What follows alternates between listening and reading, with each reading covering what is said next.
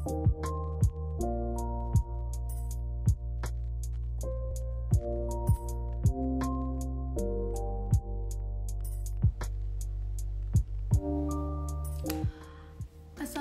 warahmatullahi wabarakatuh. Selamat siang good people semuanya. Semoga dalam keadaan baik-baik saja ya. Sebelumnya kami segenap tim Fujifilm Medical Indonesia ingin mengucapkan minal aizin wal faizin, mohon maaf lahir dan batin.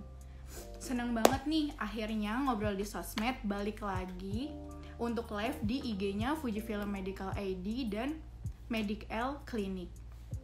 Oke. Untuk siang kali ini kita akan membahas nih topiknya yaitu pentingnya pemeriksaan mamografi dan USG untuk mendeteksi kanker secara dini. Jadi mungkin orang-orang pada masih suka bertanya-tanya ya, apa sih itu mamografi? Buat apa sih pentingnya mamografi? Buat apa sih pentingnya USG? Nah, untuk siang kali ini kita akan membahas nih untuk topik itu. Untuk siang kali ini, narasumber kita yaitu Dr. Sahar Bawazir, spesialis bedah umum dan payudara dari Medical Clinic. Oke, sebentar, kita invite narasumbernya dulu ya. Oh iya, sebelumnya juga aku mau ngasih pengumuman nih, bahwa untuk siang kali ini kita akan bagi-bagi 2 giveaway. Hadiahnya itu menarik lah pokoknya dari kita. Caranya gampang banget.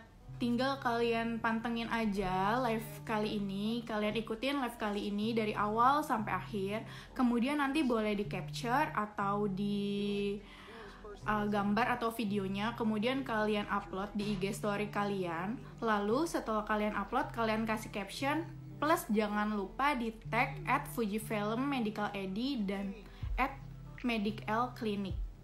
Oke, nanti dari postingan yang paling menarik akan dipilih pemenangnya siapa. Kita cari dulu ya. Kita tunggu narasumbernya.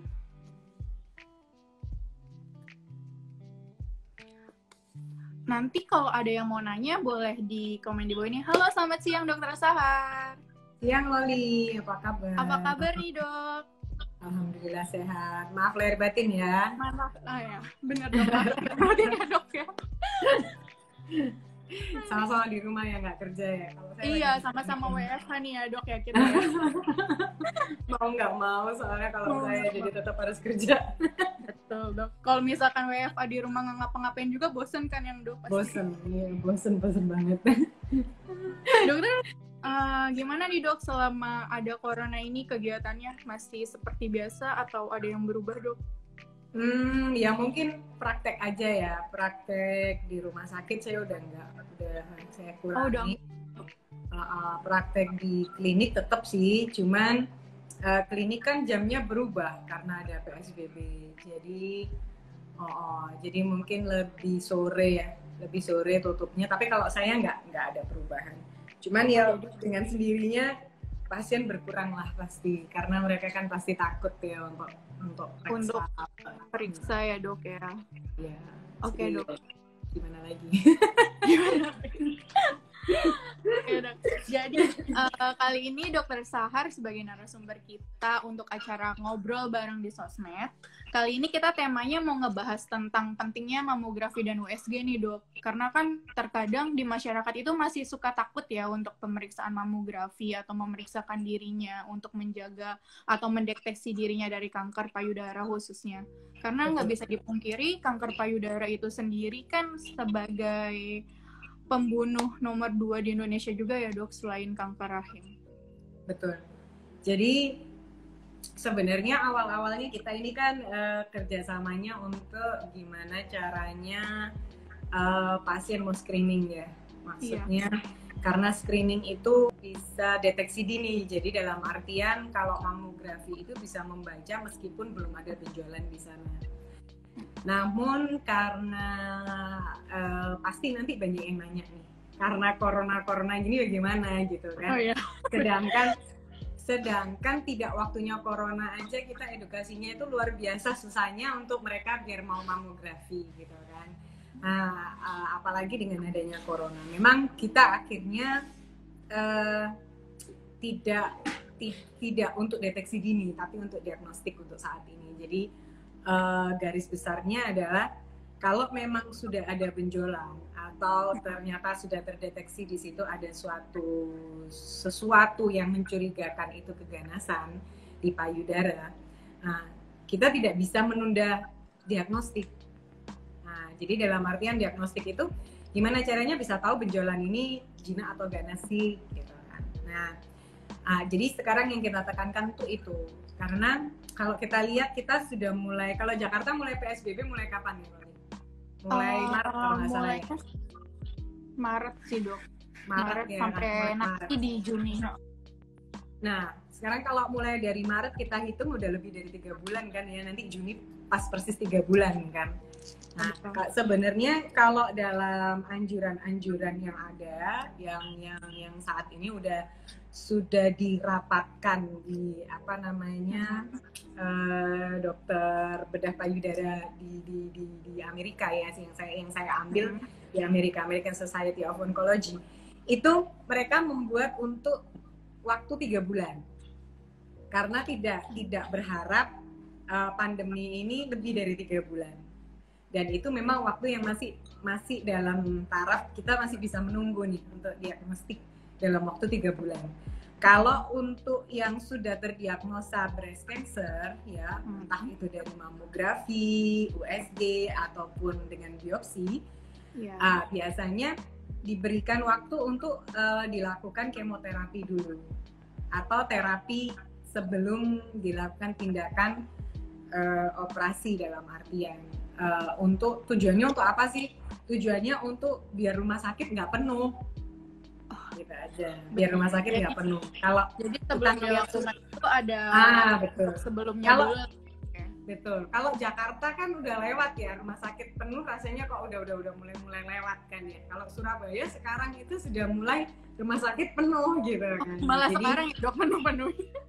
Sekarang tuh penuh-penuhnya. Jadi kita juga harus pinter-pinter nih, mana yang memang kita fokuskan untuk diagnostik, mana yang enggak, gitu. Itu yang pertama. Yang kedua, yang kita kemo dahulu ya kan, sebelum ada beberapa pasien sebelum pandemi itu dia sudah terdiagnostik dan sudah dilakukan kemoterapi.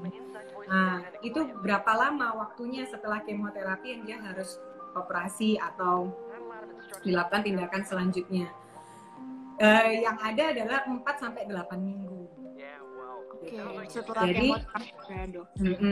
Jadi kalau kita tanya pentingnya mamografi ini kita pakai untuk diagnostik, gitu kan. Jadi untuk tindakan awalnya ya dok ya. Tindakan awalnya untuk memastikan, jadi contohnya kayak gini nih ya.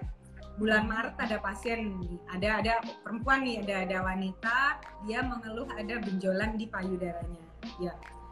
Saya nggak tahu, dia kan belum periksa ke saya nggak tahu dan tidak ada yang tahu itu benjolan jinak atau ganas. Tapi karena dia ngikutin harus stay at home, nggak boleh kemana-mana, dia stay at home lah ya namanya, dia nggak mau juga kena corona aja juga nggak mau.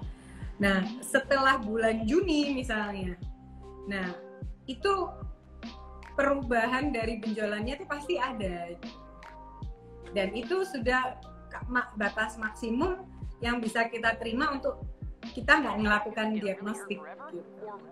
Jadi harus ada tindakan selanjutnya gitu ya, ada tindakan selanjutnya, mau itu USG kayak mau itu mamografi kayak tetap harus kita lihat gitu. Jadi kita harus tahu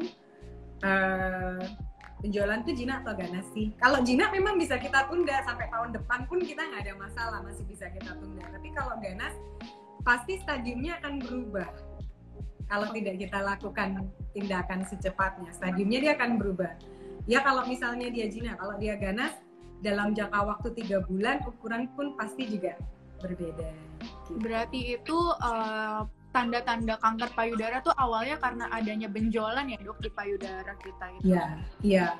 Jadi kalau awal sebenarnya kalau kita tujuannya screening sebelum ada benjolan, kita sarankan untuk semua wanita itu pada usia tertentu itu melakukan mamografi karena tujuannya untuk screening. Jangan tunggu ada benjolan. Tapi untuk saat ini hanya khusus untuk saat ini aja. Jadi jangan diambil waktu nanti setelah pandemi berakhir juga nggak mau periksa gitu kan. Itu tunggu ada benjolan aja deh baru nanti aku periksain diri aku. Karena kalau sudah ada benjolan ya itu lain cerita lagi gitu loh. Sedangkan yang kita harapkan dari alat mamografi itu adalah deteksi dini. Bahkan sebelum ada benjolan pun kita bisa lihat dengan mamografi, bukan USG ya, mamografi. Jadi mamografi itu lebih efektif lagi ya dok ya malah dibanding si USG.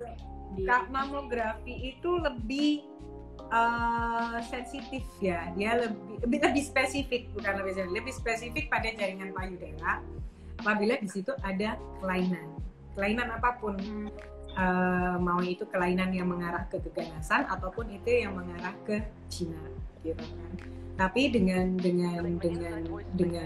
bukan berarti mamografi tanpa keterbatasan, tetap ada keterbatasannya. Gitu. Jadi tapi mamografi itu spesifik banget untuk payudara. Gitu. Oh ya dok, mungkin ada yang masih suka bertanya-tanya sendiri nih.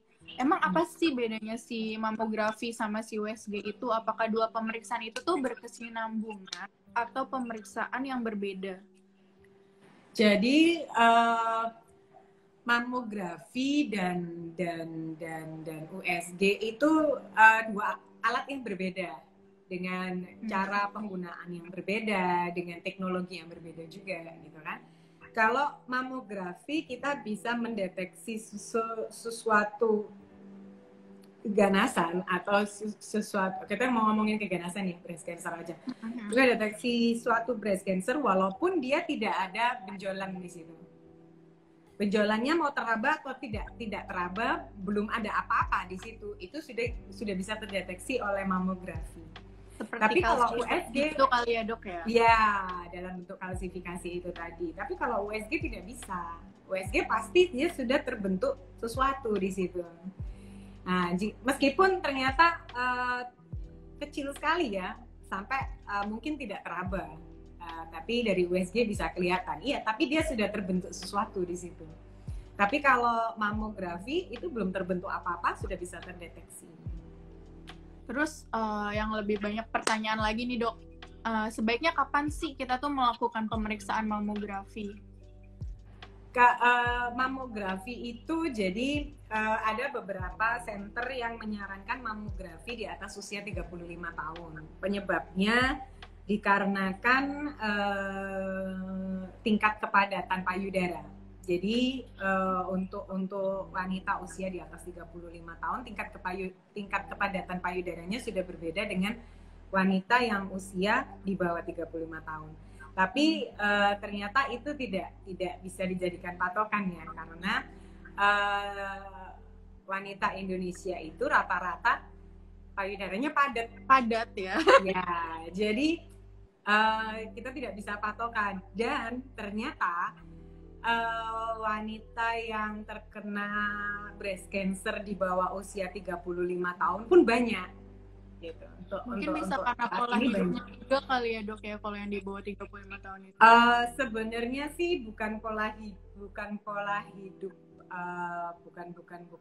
hidup yang pasti ya, tapi karena bisa jadi keturunan juga bisa, terus mutasi genetik yang terjadi pada tubuh dibandingkan dulu kan untuk saat ini juga berbeda. Karena ya mungkin kita kan tidak tahu penyebab pasti breast cancer ini apa, tapi kan banyak penelitian yang mengatakan dikarenakan oleh radikal bebas. Nah, radikal bebas itu kan bisa kita temukan di berbagai macam, mulai dari polusi, mulai dari makanan, mulai dari lifestyle, mulai dari stresor. Stres aja bisa bikin radikal bebas gitu kan. Nah, jadi banyak faktor yang bisa menyebabkan mutasi genetik itu tadi. Salah satunya juga keturunan itu tadi. Jadi kita tidak bisa bilang pasien yang usia muda ini kenanya karena mungkin makanannya ini nggak teratur, enggak juga. Berarti faktor paling besar bisa karena genetik juga ya dok ya, turunannya? Ya, kebanyakan sih memang karena genetik. Sebagian besar pasien saya yang terkena breast cancer setelah kita kita korek lagi ya, ternyata dia mungkin ada dari neneknya atau dari saudara dari neneknya mungkin. Oh, saudara dari neneknya pun ngaruh ya dok ya? Ya, iya bisa. Jadi cuma kayak turunan-turunan. Iya betul. Satu generasi ke atas. Satu Oke. generasi masih bisa. Jadi terus nih dok, kalau misalkan mamo itu sebenarnya apakah cuman hanya untuk perempuan dok? Ada kan yang nanya kayak gitu, laki-laki ada nggak sih yang bisa terkena si kanker payudara itu? Laki-laki didapatkan 1% dari populasi itu ada yang terkena breast cancer. Mamografi bisa dilakukan pada laki-laki, maksudnya cuman mungkin yaitu tadi sama dengan wanita ya, mungkin laki-laki karena jaringan payudaranya tidak seberkembang wanita kan, berbeda dengan hormonnya juga kan, jadi mungkin pada mamografi pada pria agak lebih sulit untuk dibaca, tapi bisa. Kalau pertanyaannya bisa ya, jawabannya bisa. Okay. Berarti kalau kita balik lagi nih dok, si pentingnya deteksi dini itu ya dengan salah satunya pemeriksaan si mamografi itu ya dok ya, yang harus kita tahu ya. Dan mungkin dari masyarakatnya pun harus lebih sadar diri dan peduli kali ya dok untuk jadi kalau itu. betul. Jadi kalau saya bilang, banyak yang nanya mulai usia kapan sih saya itu harus USG atau saya harus mamografi. Sebenarnya bukan kita lihat dari usianya berapa untuk saat ini, karena saat ini sudah mulai berkembang. Usia muda pun banyak terkena breast cancer, dan kita banyak miss itu karena mengatakan usia muda jarang terkena. Itu dulu gitu. Saat ini untuk sekarang ini itu sudah tidak seperti itu lagi gitu kan. Jadi pertama kali yang harus kita lakukan adalah kita itu sudah harus, judulnya wanita, sudah menstruasi, kita harus sudah aware dengan kesehatan payudaranya kita gitu kan. Jadi mungkin kalau rata-rata di Indonesia anak menstruasi usia 12 tahun ke atas kan ya. Ini rata-rata usia segitu. Nah itu harus sudah mulai aware dengan kesehatan payudara. Pertama apa sih yang harus dilakukan? Yang harus dilakukan, kita paling simple periksa payudara sendiri, sadari ya dok. Ya, paling simple. Caranya gimana? Buka IG-nya Medic-L, ada di situ. Iya, betul. Buka IG-nya Medic-L, jangan lupa di-follow juga ya dok. Kalau saya sekarang nunjukin gimana caranya sadari, nggak susah. Panjang urusannya, karena itu cuma 1 jam hari ini. Iya, buka IG-nya Medic-L, di situ banyak banget informasi dan edukasi tentang gimana caranya sadari, apa yang diharapkan ditemukan pada saat sadari. Ya, tidak ditemukan apa-apa atau ditemukan sesuatu, ya kan? Nah, pada saat tidak ditemukan apa-apa ya sudah, gitu. Maksudnya continue lakukan itu secara berkala, gitu kan. Dan di situ juga ada syaratnya kapan harusnya dilakukan sadari. Lengkap deh di IG-nya situ. Di IG-nya Medic. Ya, lengkap di situ. Mau nanya di situ juga boleh, bisa. Nah, yang kedua, apabila ternyata ditemukan sesuatu pada sadari, ya kan, jangan lupa untuk konsultasi ke dokter. Jangan takut lah dok ya untuk konsultasi ke dokter. Betul. Pada saat saya mulai membuka konsultasi online di klinik waktu awal-awal pandemi corona, itu kerasa banget orang yang biasa sadari sama yang enggak itu kelihatan sekali gitu. Pada saat dia biasa sadari, dari history takingnya pun mulai dari kapan, benjolannya kerasanya mulai dari kapan, benjolannya bentuknya seperti apa, dia bisa jawab semua. Dan at least 50% saya sudah bisa curiga, oh ini kayaknya Gina, oh ini kayaknya ganas, gitu kan. Nah jadi yang saya curiga aja, yang perlu diagnostik, yang saya suruh datang ke klinik. Tapi untuk orang-orang yang jarang sadari, wah itu kesulitan sekali saya tanya sama. Ditanyanya aja mereka tidak bisa jawab. Saya kesulitan sekali. Benjolannya seperti apa ya dok ya? Aduh, saya nggak Ya, bisa pokoknya tahu deh. Pokoknya benjolannya, benjolan. Iya, pokoknya ada benjolannya. Dok. Benjolannya. Ukurannya kira-kira seberapa? Aduh, Dok, nggak tahu. Pokoknya besar. Nah, besar menurut dia sama besar menurut saya kan kadang berbeda. Beda ya. Nah, jadi saya akhirnya, wah ini kayaknya nggak bisa nih konsultasi online. Ya sudah, datang aja untuk saya USG atau minimal saya USG dulu, baru nanti saya lanjutkan ke mamografi. Biasanya kita lihat juga dari pada saat USG udah mulai kelihatan ya, maksudnya kira-kira payudaranya itu padat atau enggak gitu, atau padat sekali atau mungkin masih bisa kita lakukan mamografi ya. Apalagi mamografi yang sekarang kan teknologinya udah Yang ada tomosintesisnya itu ya, Dok ya. Yang ada 3D gitu kan. Yang ada bisa diputer-puter. Bisa diputer-puter yang membuat saya mikir kenapa saya jadi dokter bedah, nggak jadi dokter radiologi aja. Tinggal baca hasil aja gitu ya, Dok, nggak usah black. Semuanya udah pakai alat, enak banget. Cuman kan karena teknologinya udah canggih ya. Sebenarnya untuk payudara padat itu masih bisa tetap kita mamografi, dan dengan teknologi itu tadi masih bisa terlihat. Tapi ada beberapa yang padat banget meskipun dengan teknologi 3D nggak kelihatan apa-apa. Nah, pada saat itu biasanya pada saat itu biasanya dokter radiologi memutuskan untuk saya USG lah untuk memastikan beneran nggak ada apa-apa. Tapi sebenarnya USG itu lebih bagus kalau digunakan pada benjolan-benjolan yang pertama benjolan itu sudah ada, kedua benjolan jinak. Jadi kalau dia benjolan jinak itu USG itu bagus banget kelihatannya gitu. Jadi benar-benar kelihatan. Padat banget harus pindah ke mamo gitu ya, Dok ya. Ya, kita memang kalau dari pemeriksaan fisik kita curiga itu keganasan, utama kita mamo dulu gitu. Untuk sekarang ya, kalau mamografi yang dulu yang analog sih memang kalau usianya muda kita nggak sarankan untuk mamografi, nggak, pasti kita mintakan USG karena percuma nggak kelihatan apa-apa. Dan udah gitu kan pasiennya juga nggak nyaman sekali kan di mamografi gitu. Tapi untuk saat ini itu ya, Dok. Tapi sekarang kan katanya ada yang bisa mengurangi saat ini kan ya, karena pasti teknologinya sudah berbeda. Karena paling banyak masyarakat tuh mikir, aduh mamografi sakit banget nih, nggak mau gitu kan. Padahal belum mamografi. Saya bisa bilang mamografi sakit atau enggak, saya udah ngalamin gitu kan. Jadi, dokter udah periksa sendiri ya, Dok? Udah usia saya 37 saya sudah mamografi dan ternyata saya nggak dance breast gitu. Jadi ternyata lain-lain gitu kan. Ternyata memang lain-lain. Padahal usia saya belum 40 tahun. Ada yang bilang belum 40 tahun kenapa saya harus di mamografi gitu. Ya. Kalau saya sih karena dari riwayat ibu saya. Jadi saya setiap tahun tetap mamografi.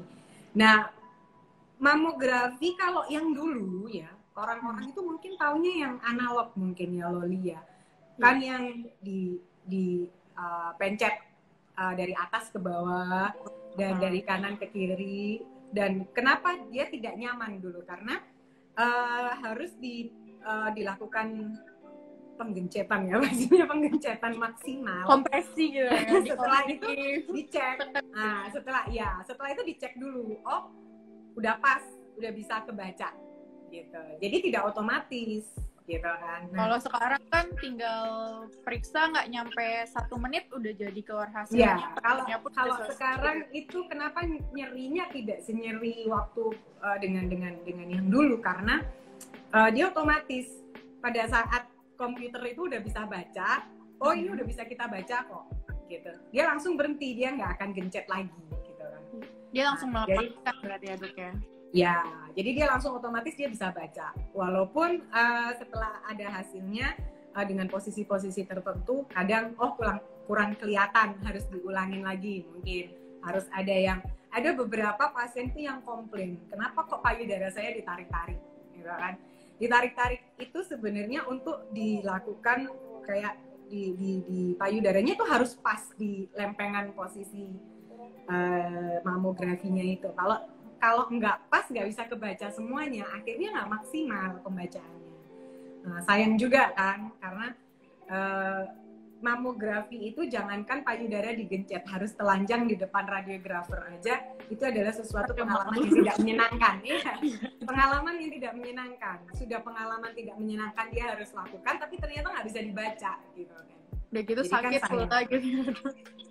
Ya, ada beberapa yang kesakitan sekali gitu karena memang ambang nyerinya berbeda ya. Itu ya kita nggak lanjutkan. Maksudnya nggak kita paksa untuk kita lanjutkan. Oh, kalau memang nyeri sekali ya udah kita stop. Gitu. Oke dok, mungkin ada pertanyaan lagi nih. Setelah saya melakukan mamografi 1 kali, terus misalkan hasil saya tidak kenapa-napa, saya baik-baik saja. Apakah saya stop di situ melakukan mamografi atau ada berkalanya dok? Saya harus memeriksakan diri berapa kali lagi atau setiap jangka berapa lama? Tergantung faktor resiko. Kalau ternyata wanita tersebut mempunyai faktor risiko, salah satunya adalah keturunan. Jadi ada ibu, tante, nenek, saudaranya nenek yang terkena breast cancer, atau mungkin pada saat ibu-ibu yang sudah tua, dia nggak kenapa-kenapa nih, tapi punya anak perempuan yang breast cancer. Jadi bisa jadi gitu kan, belum dia mutasi genetiknya belum terlihat sesuatu benjolan, tapi anaknya mungkin karena ada hormon imbalance atau faktor resiko yang lainnya yang menunggangi ya, jadi dia kelihatan lebih dulu. Nah itu tetap harus dilakukan setahun sekali. Berarti 1 tahun sekali ya dok ya untuk memeriksa. 1 tahun sekali. Jadi untuk wanita-wanita dengan faktor resiko minimal 1 tahun sekali dilakukan mamografi atau USG. Yang sebelumnya juga tetap sadari. Ya. Jadi meskipun ya saya tahun ini misalnya saya udah mamografi, lalu kan untuk mamografi berikutnya tahun depan nih, ya, dalam waktu 1 tahun ini bukan berarti saya nggak sadari sama sekali, tetap aware sama payudaranya, karena bisa jadi 6 bulan berikutnya meskipun belum waktunya mamografi ternyata ditemukan ada benjolannya. Ya, cuman jarang sih, kadang-kadang itu jarang karena kan benjolan itu dari tidak ada menjadi ada itu dibutuhkan waktu yang lama sekali, hampir 5 tahun. Gitu. Jadi makanya kalau untuk deteksi dini pada saat dia belum ada benjolan sama sekali dan ternyata dia sudah terdeteksi di situ ada sesuatu, mungkin pre-cancer atau yang bisa menjadikan cancer, dan kita lakukan terapi karena udah kelihatan dari mamografi, dia bisa save waktu 5 tahun. Oke. Terus nih dok, pertanyaan yang banyak juga, mamografi itu bisa nggak sih dok dilakukan pada ibu yang sedang menyusui? Saya nggak sarankan mamografi pada ibu menyusui, Pak. Jadi mamografi itu ada syaratnya. Jadi untuk pasien yang tidak menyusui pun kita tidak boleh pada saat menstruasi. Kenapa? Karena jaringan payudara pada saat menstruasi itu berubah. Oh. Kan pasti ngerasain kan sebelum mens, jadi kenceng, sakit, bengkak, keras, nih. Beberapa kan merasakan seperti itu. Nah, itu juga akan terlihat di USG, akan terlihat di mamografi, akan terlihat. Jadi kita syaratnya untuk mamografi itu 10 hari dari mens pertama. Jadi 10, iya. Jadi 3 hari setelah selesai mens, rata-rata dengan hitungan rata-rata mens 7 hari. Gitu. Mens 7 hari ya dok ya. Jadi memang nggak bisa sewaktu-waktu kita mamografi karena bacaannya pasti berubah. Gitu. Jadi apalagi pada saat ibu menyusui pada saat dia lagi laktasi pasti kan payudaranya berbeda sama pada saat dia selesai menyusui kan udah berbeda lagi. Nah jadi kita tidak sarankan mamografi pada ibu menyusui. Biasanya kalau memang ada keluhan pada ibu menyusui kita USG dulu. Oke. Dok, ini kita sambil jawab pertanyaan dari netizen ya dok. Ini ada yang nanya dari Andrea Mariani 86. Siang dok, dok hasil USG saya tertulis Bonderlin lesi ukuran 2 cm. Namun mamografi hasil tidak ditemukan benjolan. Kira-kira kenapa ya umur saya 32 tahun belum menikah? Terima kasih. Apa hasil USG-nya? Hasil USG-nya ada borderline lacy ukuran 2 cm. Borderline lacy ukuran. Jadi gini ya, pertama kalau tanya seperti itu berarti sama seperti konsultasi. Pada saat konsultasi, kembali saya cerita yang konsultasi secara online, ya kan. Nah, keluhan awalnya apa? Gitu, keraba benjolan atau tidak? Gitu. Nah, pada saat disadari benjolannya teraba seperti apa, ya kan? Jadi saya sebagai klinisi, saya tidak akan langsung melihat USG atau mamografi. Saya pasti tanya dulu, keluhannya apa? Sudah berapa lamakah benjolan itu ada diderita gitu kan? Ada nyeri atau tidak, atau ada trauma atau tidak gitu kan. Setelah itu baru saya lakukan pemeriksaan fisik ya.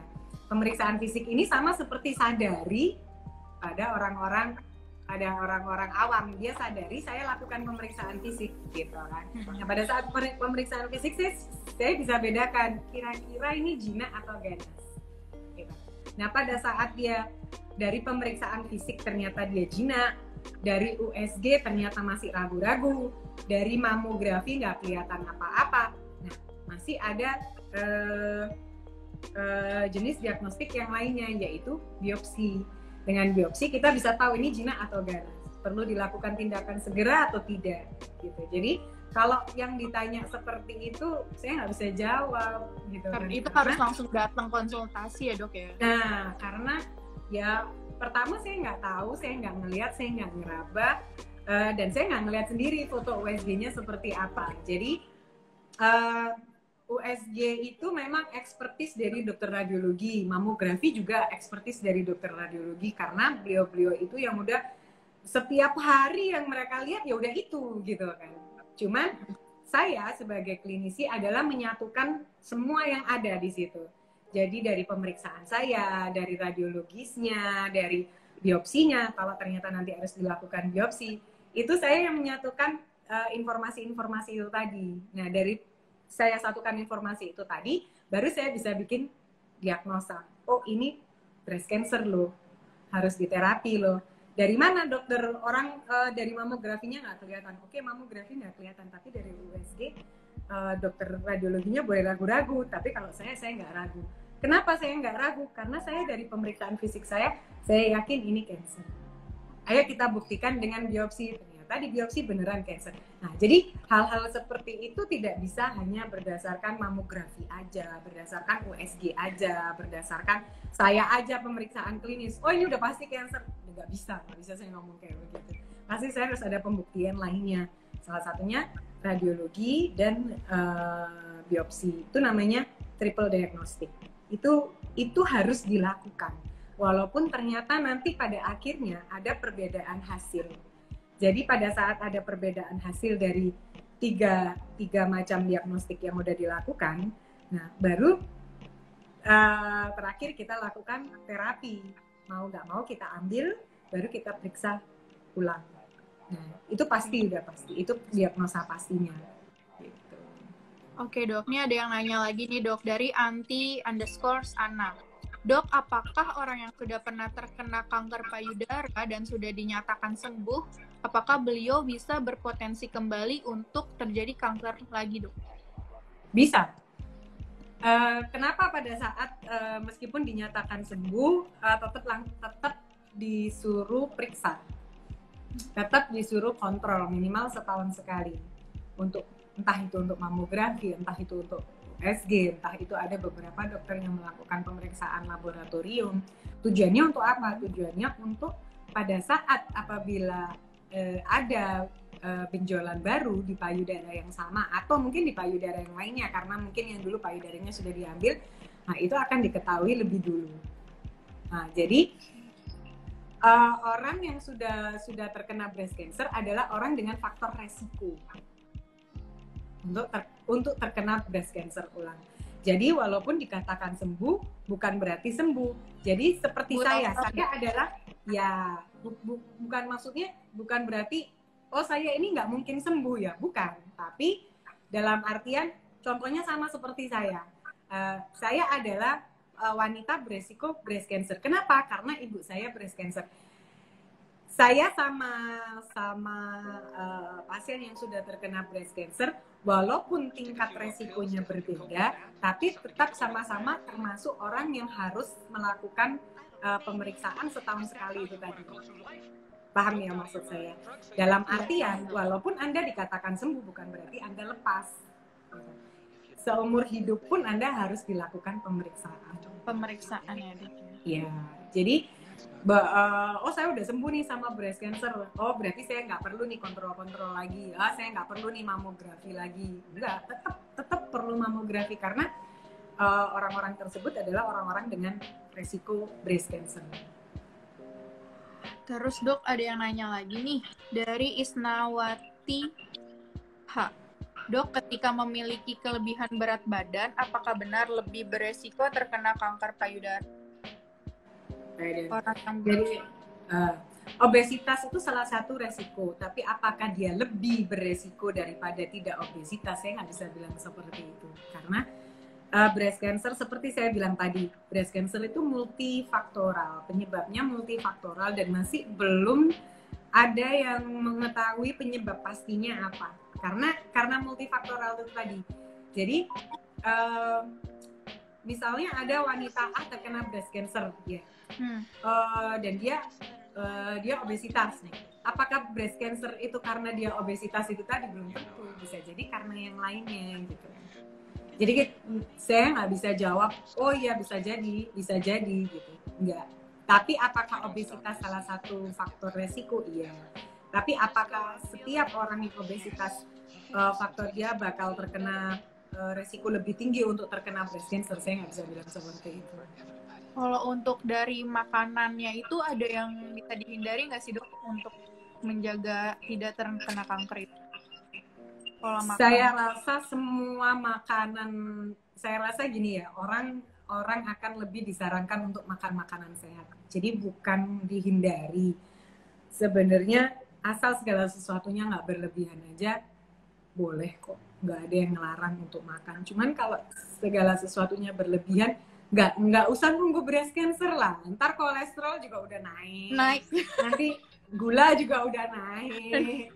Ntar macem-macem. Kalau breast cancer tuh masih lama. Kalau udah. Jadi kalau makanan itu banyak yang awalnya dulu ya Dok yang sakit. Diabetes, kolesterol itu kita nggak bisa gimana lagi kan.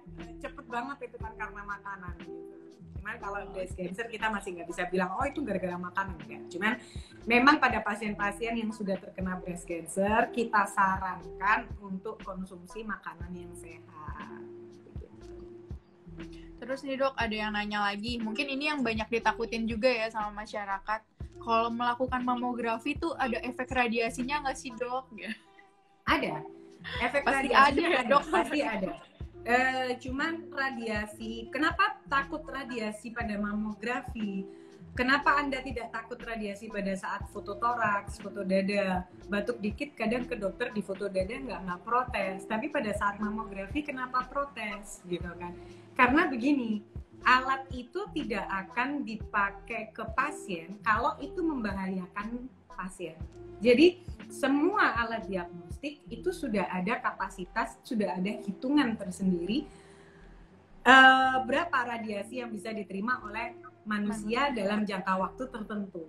Ya, jadi bukan berarti itu adalah suatu halangan untuk dilakukan mamografi. Tidak. Kalau memang radiasi sesuatu halangan untuk dilakukan mamografi itu nggak akan ada. Pasti akan ada gimana caranya teknologi itu untuk mengurangi radiasi sampai radiasi itu dikatakan aman pada tubuh manusia tersebut.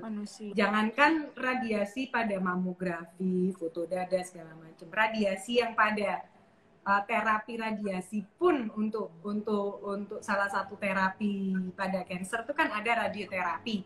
Itu aja dihitung kok sama dokternya, alat itu pun sebelum keluar itu alat itu pun dihitung kok untuk biar tidak menjadi membahayakan untuk seorang pasien, karena kita kan prinsipnya semua dokter itu pada pasien adalah do no harm. Jadi kalau memang itu membuat sesuatu, membahayakan untuk pasien di kemudian hari, kita nggak akan lakukan gitu. Kalaupun memang kita harus melakukan sesuatu yang beresiko untuk pasien itu, kita pasti akan kasih tahu, dan pasti sesuatu yang beresiko ini masih jauh lebih baik daripada kita tidak lakukan sama sekali. Gitu. Jadi nggak usah khawatir lah soal radiasi. Foto dada, batuk dikit, foto dada sampai bolak-balik juga nggak ada yang protes. Kenapa mamografi protes aku? Oh iya dok, nih ada yang tanya lagi dok dari Dolpindo. Apakah diperbolehkan dok untuk usia saya yang kurang dari 35 tahun dilakukan mamografi? Karena kan hasil mamografi itu lebih akurat dibanding USG katanya gitu. Ya, seperti saya ulang lagi tadi.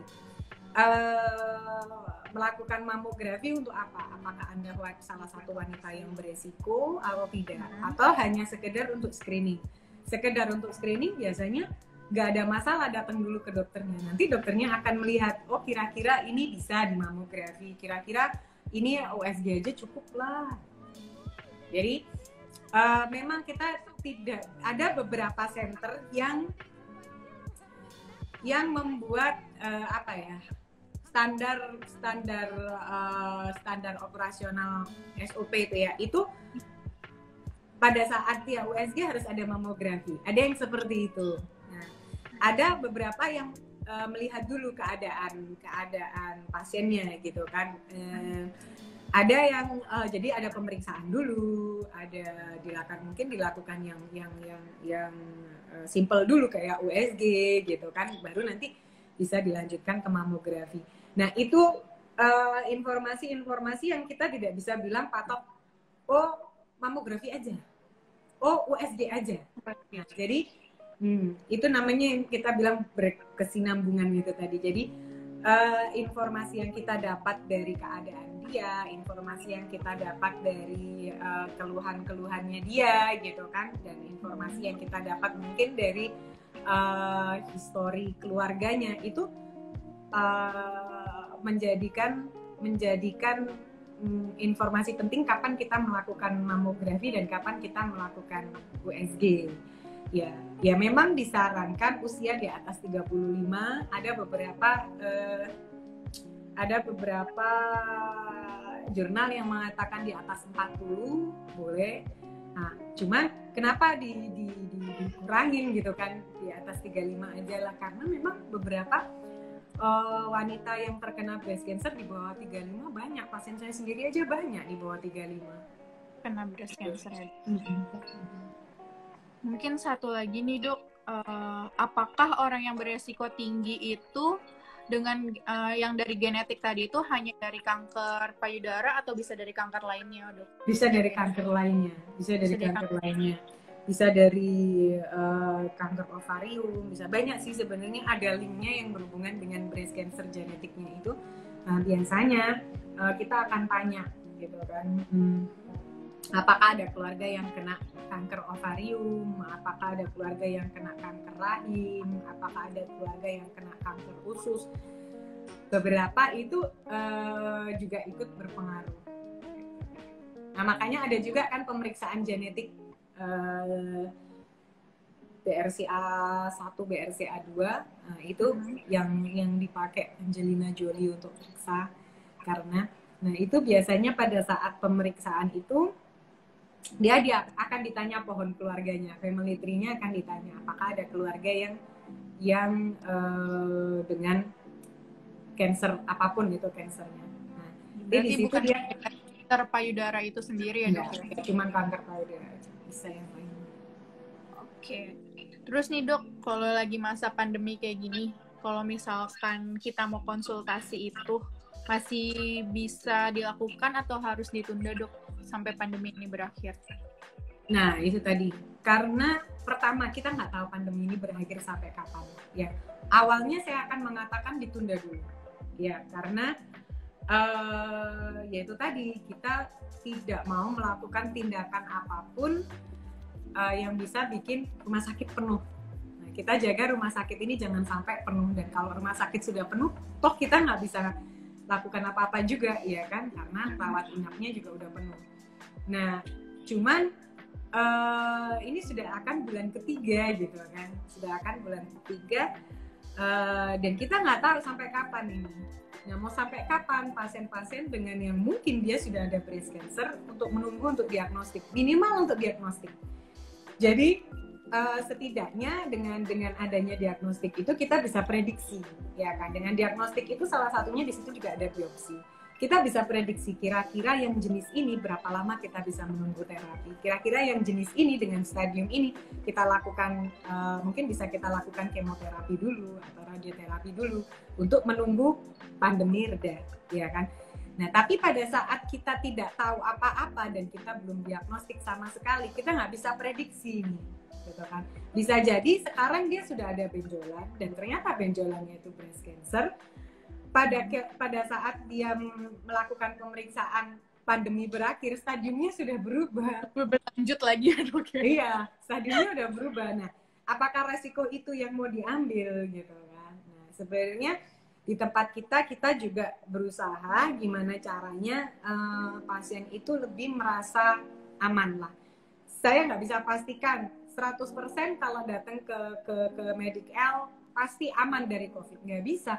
Jalan ke parkiran aja kalau ketemu orang dan ternyata kena dari orang di situ juga bisa gitu kan. Nah, gimana saya bisa pastikan kalau udah masuk klinik saya pasti nggak kena COVID, nggak mungkin saya bisa pastikan itu. Tapi kita berusaha meminimalkan untuk terjadinya at least kontak lah. Ya, jadi tenaga kesehatan kami itu juga udah dilengkapi dengan APD, dengan dan untuk pasien-pasien itu biasanya kita appointment dulu, kita tanya bener-bener gitu kan. Makanya untuk pasien-pasien kalau memang ada riwayat keluar gitu kan, karena kebanyakan pasien saya pasien lama-lama ini ya, jadi saya tahu pasti mereka nggak pergi kemana-mana gitu loh. Jadi rumah langsung klinik gitu kan. Jadi untuk pasien-pasien seperti itu saya masih bisa bilang tingkat resikonya rendah lah ya untuk COVID. Yang kedua, kenapa saya minta pasien-pasien pada saat appointment itu jujur gitu, karena pasien-pasien saya di sini kebanyakan adalah pasien-pasien dengan imunokompromis, dalam artian beliau-beliau ini pasien-pasien yang habis kemo gitu kan. Habis kemoterapi kan sistem imunnya tidak sebaik orang yang normal, tidak dilakukan kemo atau apa-apa. Dan kebanyakan pasien-pasien juga habis operasi. Di situ tuh pasien-pasien dengan imunokompromis. Bukan takut ke saya, tapi kasihan sama mereka juga gitu. Jadi tolonglah jangan egois. Kalau memang ada riwayat perjalanan, ada riwayat habis pergi ke mall, terus nggak apa-apa, lebih baik jujur aja gitu kan. Toh kalaupun memang itu pemeriksaan yang benar-benar memang harus diperiksa, tetap akan kita terima dengan catatan-catatan tentunya gitu kan, dengan meminimalkan faktor risiko dan kontak dengan ini. Dan kita juga ada sih tes, kalau tes rapid kita juga ada, meskipun rapid nggak begitu banyak ini ya, tidak begitu informatif lah intinya. Tapi kita ada tes rapid di klinik. Jadi at least kalau untuk yang memang benar-benar kita harus melakukan tes, ya akan kita tes dulu. Jadi usaha-usaha itu yang kita lakukan biar pasien tetap mau datang untuk memeriksakan dirinya. Saya tidak menyuruh untuk screening ya, karena pada saat pandemi saya tidak sarankan untuk screening. Jadi yang tidak ada keluhan apa-apa, stay at home aja, nggak ada masalah. Kita tunggu juga boleh, tapi untuk yang ada keluhan jangan dibiarin gitu. Tetap periksa ya. Oke nih dok, terus ada yang nanya lagi dari Diana Helmina. Assalamualaikum dok, kalau misalkan kita mau melakukan pemeriksaan mamografi atau USG, apakah ada persiapan khususnya? Untuk mamografi dan USG? Iya. Persyaratan khususnya ada. Apa persyaratan khususnya? Lihat, cek IG-nya Medical. Oh iya nih, sebelum kita ayo dong, masa kurang lebih Iya, Iya, kita kita buat kan kurang loh lebih di kan 5 situ, menit mulai lagi dari juga nih ya. video. Iya, video ada, gambar-gambar ada, semua ada lengkap. Masa nggak dicek, saya jelasin, terus kemana-mana sih jelasin, terus dicek aja deh, biar nanti kita buka IG-nya Medicel. Oh iya nih, buat semuanya jangan lupa yang mau dapat giveaway di screenshot atau direkam bebas, habis itu di tag di IG story kalian, tag Fujifilm Medical AD dan Medicel. Nanti ada giveaway dari Fujifilm. Jangan lupa nih, tinggal 5 menit terakhir soalnya. Oke nih, memang Dok. waktunya 5 menit terakhir ini untuk Iya, Dok. Untuk 5 menit terakhir ini, Dok, aku mau closing nih, Dok. Oke. Jika ingin konsul sama dokter, bisa datang kemana nih, Dok?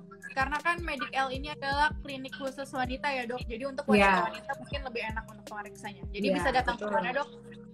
Jadi bisa datang ke Medicel Clinic, Jalan Raya Gubeng nomor 11, Surabaya. Tapi by appointment dulu. Kalau misalnya, gimana dok cara appointmentnya? Buka IG-nya Medicel. Pesan sponsornya buka IG-nya Medicel. Oke, Dok.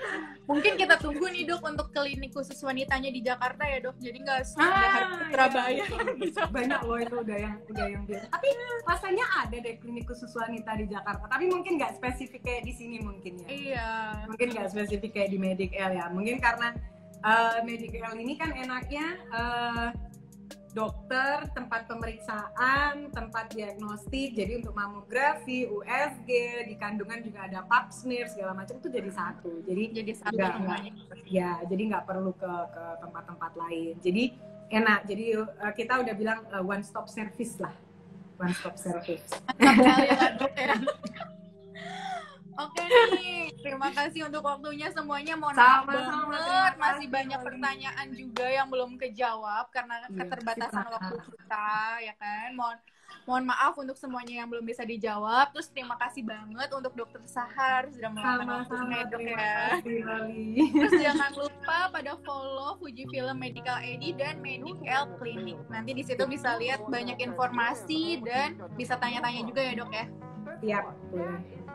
Oke, dokter, terima kasih ya, Dok. Terima kasih, Lali. Assalamualaikum. Waalaikumsalam. Bye-bye.